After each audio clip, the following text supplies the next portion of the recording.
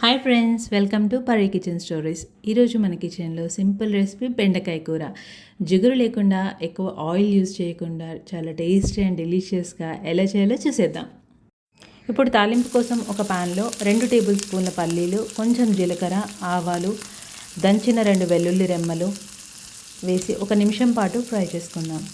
ఇప్పుడు ఇందులోని 2 పచ్చిమిర్చి, అలాగే కొంచెం కరివేపాకు వేసి అన్నీ కలిసేంత వరకు ఒకసారి ఫ్రై చేసుకుందాం.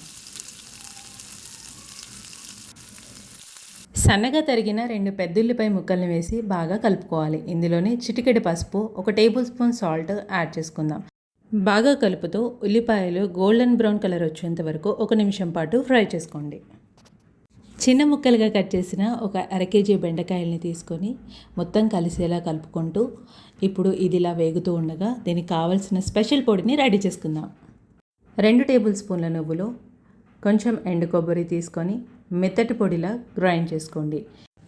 ఇలా చూడండి. ఇప్పుడు బెండకాయ ముక్కలు బాగా వేగాయి. ఇందులో రుచికి సరిపడా 1 టేబుల్ స్పూన్ కారపొడి వేసి అంతా కలిసేలా ఒకసారి బాగా కలుపుకుందాం. ఇప్పుడు మనం ముందుగా సిద్ధం చేసుకున్న స్పెషల్ పొడిని వేసి బెండకాయ ముక్కల్ని బాగా కలుపుకుందాం. బెండకాయ ముక్కలు ఇలా చక్కగా ఫ్రై అయ్యాయి. చూడండి, మన బెండకాయ వేపుడు పర్ఫెక్ట్ టేస్టర్తో రెడీ అయిపోయింది.